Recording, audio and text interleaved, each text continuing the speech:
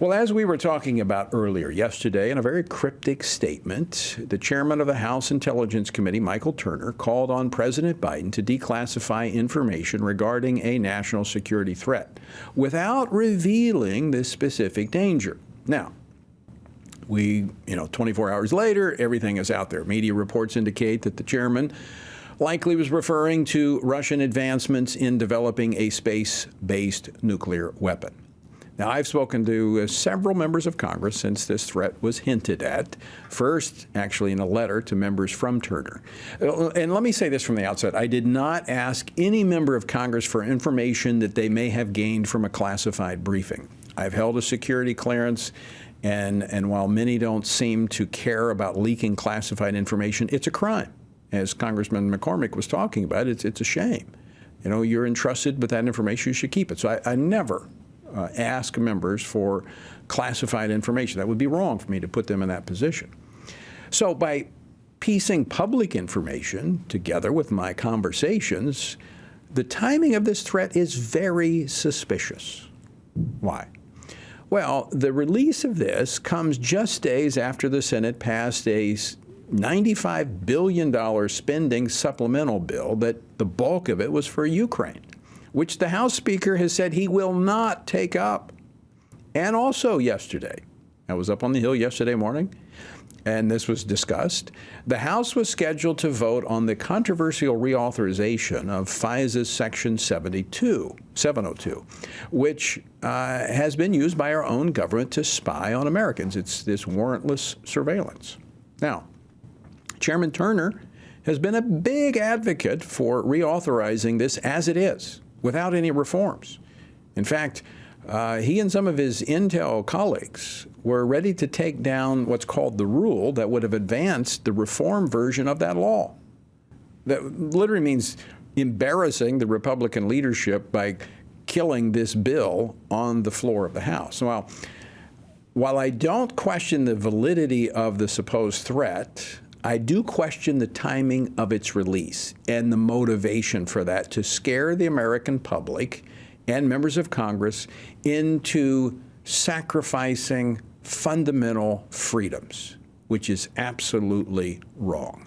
Joining me now to discuss this is FRC Senior Vice President Jody Hice. He previously served in Congress, which included serving on the subcommittee on national security for the House Oversight Committee. Jody, welcome back to Washington Watch. Always great to be with you, Tony. Very important topic here. Yeah, you've been very outspoken on the need to reform Section 702 of FISA. Is it just me, or did the timing of this, alleged threat from Chairman Turner, a big cheerleader for Section 702's reauthorization, does it look suspect? Yeah, one thing you learn around this city, and I know you've been around here long enough, you've seen it over and over and over, but nothing happens around here without political motives behind it. And for this to just coincidentally come up right at the point where the funding for Ukraine and all these things, the FISA reauthorization, where those bills are in play, there's no way that anyone can convince me that that's just sheer coincidence. We have known for a long time the threat that Russia poses to our country and the world, and therefore the timing of this, when Chairman Turner is trying to push through this reauthorization of FISA, is certainly no coincidence whatsoever. And to me, quite frankly, it's shameful. I think there needs to be some action against this in terms of investigating what's really going on. But this is a direct attack against the Fourth Amendment. And people need to understand. The FISA is a direct attack, warrantless, as you brought up intro in this segment. This is an attack on the Fourth Amendment and the privacy the American people have and the assurance they have that this government will not spy on them and seize their property. So the government can have these tools, but they just have to have restrictions on them. I mean, this is the same. We talked about this in the program yesterday. This was what was used against then candidate Donald Trump when he was running for president. They spied on members of his campaign. That's right. And it was all a hoax. And yet they continued using these. And there was no oversight. Yeah, and there was no oversight whatsoever. And the restrictions to go after a private citizen is, number one, there has to be probable cause that we believe, and here's the reasons why we believe this individual has committed a crime, and then with that probable cause, you get a warrant to search. And FISA bypasses all of that. Yeah, this brings up another question here. Could part of this problem, I mean, most of these are people that are in the United States. Now, even the foreign actors that they're looking at, some of them are overseas, but some of them here in the States. Could this also be a part of our immigration problem of who we're letting into this country? Absolutely. And that's what really, a part of what really gets in my crawl over all this. We're talking about we need to reauthorize FISA to keep our country safe. We need to be able to know who's here for harm. And yet our borders are letting tens of thousands of people in every month. How many, perhaps, of tens of thousands are terrorists who are now here?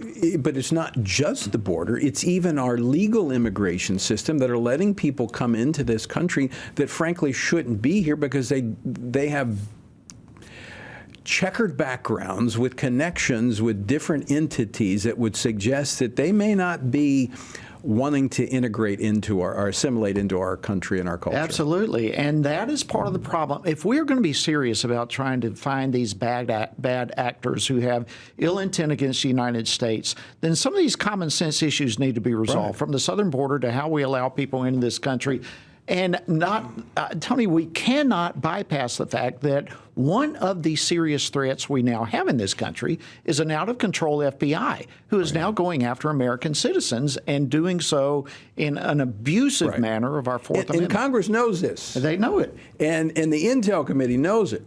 Now, we were talking about this with Warren Davidson yesterday, Congressman from Ohio. There are reforms that have been put forward to address this issue.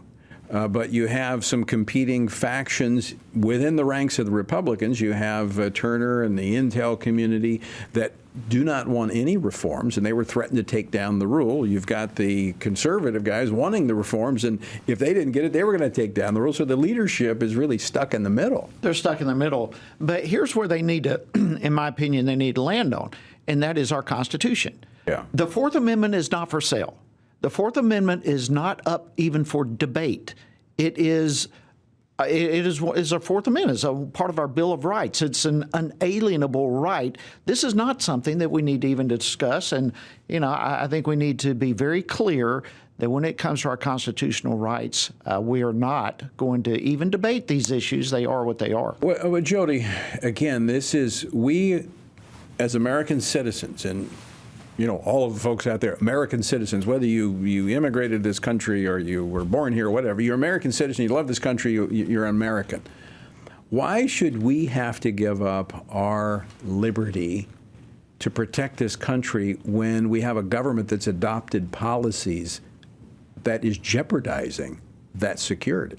That's exactly right. And you made the quote earlier today, I heard you say, with Ben Franklin, who basically said that anyone who's willing to sacrifice their, how's it go, their he said anyone freedoms, who's willing to sacrifice fundamental freedoms for the promise of security deserves neither. Right. And that's where we are right now, and our government continues to push these buttons. And listen, we have to stand for our constitutional rights. And I believe Chairman Turner has put this out here to create a sense of fear among the American public. But that's become the mode of operation. Absolutely. But it also was intended to create fear among members of Congress. Yes, it was. And for that reason, I think Speaker Johnson was very wise in pulling back, saying we're going to vote on this at another time. I think that he should be removed from his post as chairman of that committee. I would agree with it. This is an abuse of his position as chairman here. I mean, I think it was embarrassing for the speaker and for the Republicans for him to go out there and do this, trying to leverage other members. I mean, again, I was up on the Hill last night talking to several members, and they see this too as a power play. And look, not the only ones. In Moscow, Kremlin spokesman described the claims about a new Russian military capability as a ruse intended to make the U.S. Congress support aid for Ukraine. Quote, it's obvious that Washington is trying to force Congress to vote on the aid bill by hook or by crook. And by crook. I think their intelligence is pretty good. Yeah, and listen, ours is too. And we don't need to take away the rights of the American citizens in order to have quality intelligence in this country. It's just, we've seen it since COVID, but, and of course it's not just since then. I mean, human nature is people are easily led when they're scared. And that includes members of Congress. And to say this is, I think, designed to intimidate.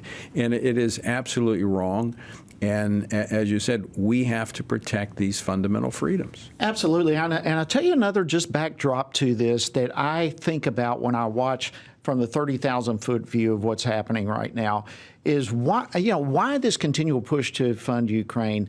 I mean, look, we had Hunter Biden there in his dealings with Burisma. We have very possibly a president that is compromised with Ukraine.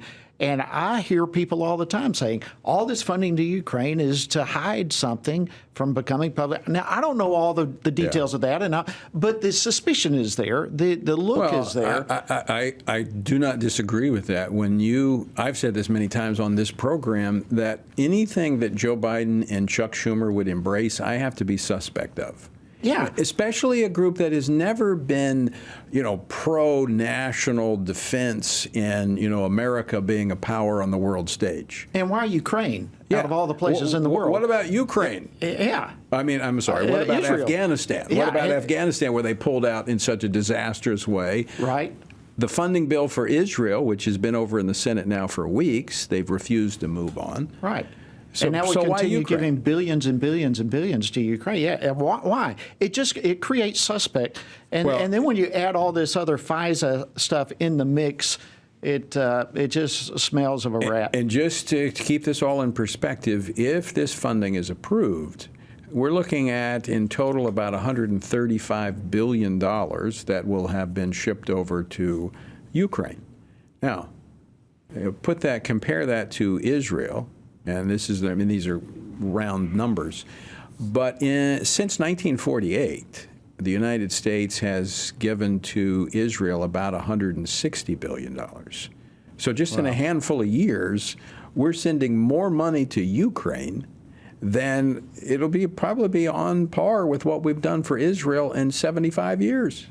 And Ukraine being a country we really don't have that much relations with other than whatever underhanded deals through Hunter or whatever. You would think we would have learned our lesson by now. I mean, we talked about this. Afghanistan is in the same situation. Actually, when we went in there, the same people who we deposed and threw out are back in control. Absolutely. But with billions of dollars of our equipment that we left behind. Yeah, and really we're still paying them because we're paying for all this humanitarian aid, which is going to Hamas, who's leading the country. And so we're funding both sides of the war, even with that kind of supplemental bill. But I know that's getting off topic of where we are with all this FISA stuff. But we cannot, nor do we need to, sacrifice our rights and freedoms for the purpose of security. Yeah, and folks, absolutely essential that we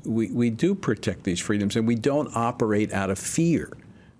We've not been given a spirit of fear, but of love and of power and of a sound mind, and we have to operate from that perspective. Jody Hice, great to see you. Always great to see you, Tony. Thanks for having me. Thanks for being in here today, and thanks for filling in for me on Fridays. Always an honor.